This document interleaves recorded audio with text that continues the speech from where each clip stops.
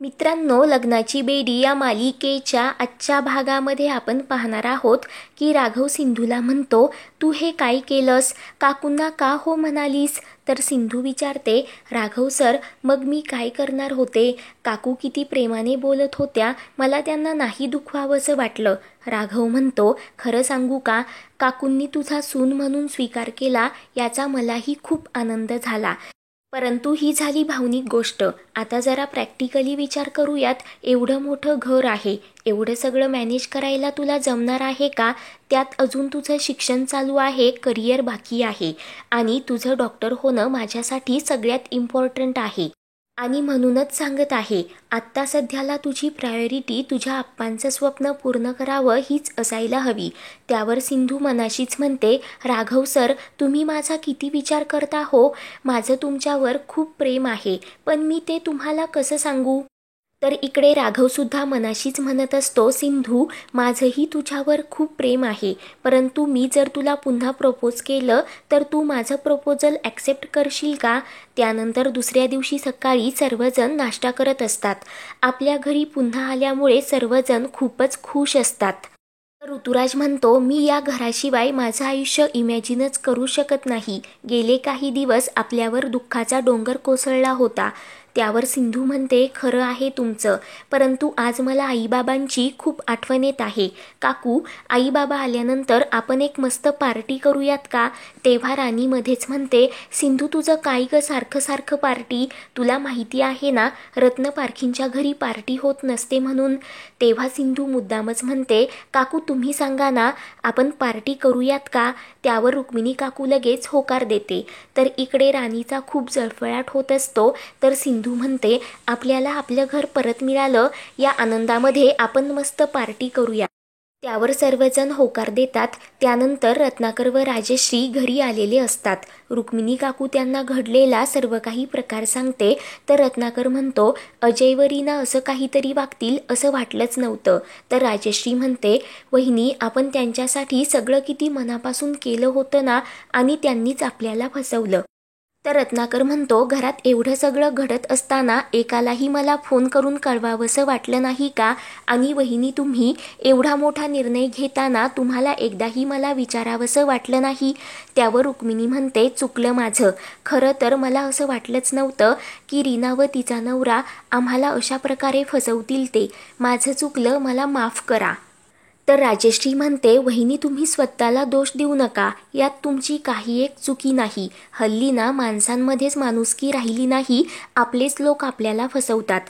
तर तेवढ्यात राया घरी येतो आणि मोठ्यानेच ओढून विचारतो, हा सगळा काय प्रकार आहे? घरात इतकं सगळं घडलं आणि कोणी मला एका शब्दानेही सांगितलं नाही.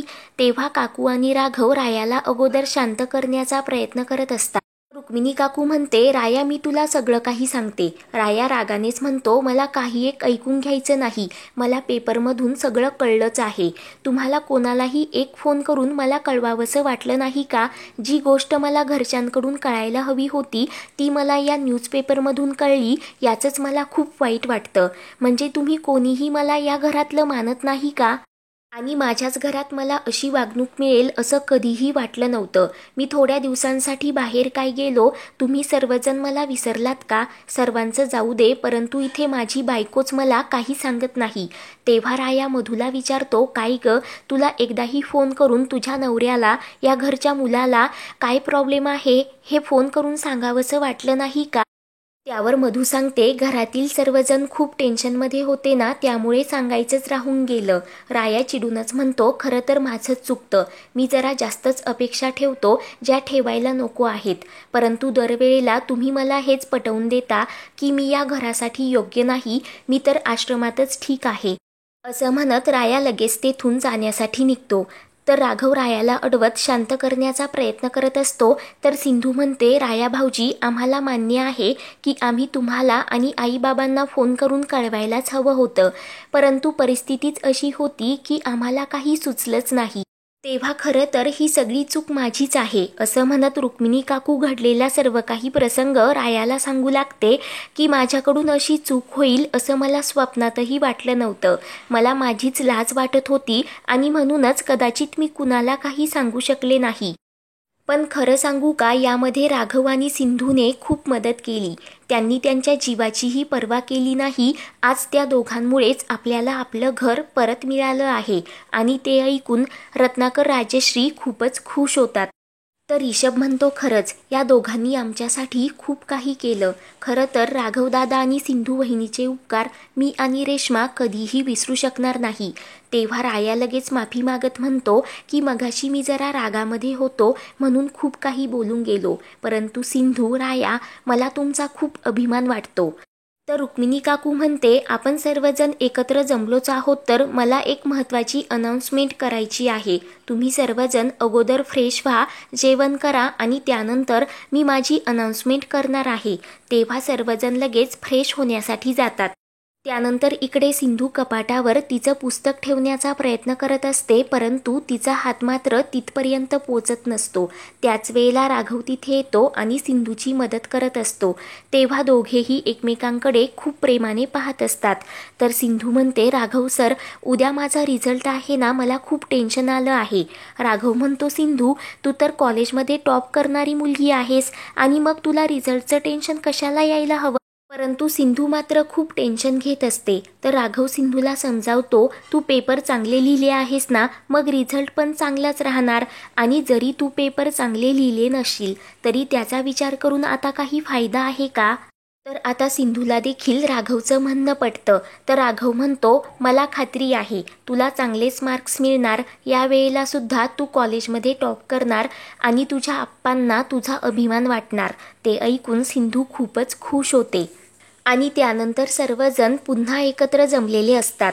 तर रुक्मिणी काकू म्हणते, मी मघाशी सांगितल्याप्रमाणे मला तुम्हाला एक महत्त्वाची गोष्ट सांगायची आहे. मी एक महत्त्वाचा निर्णय घेतला आहे.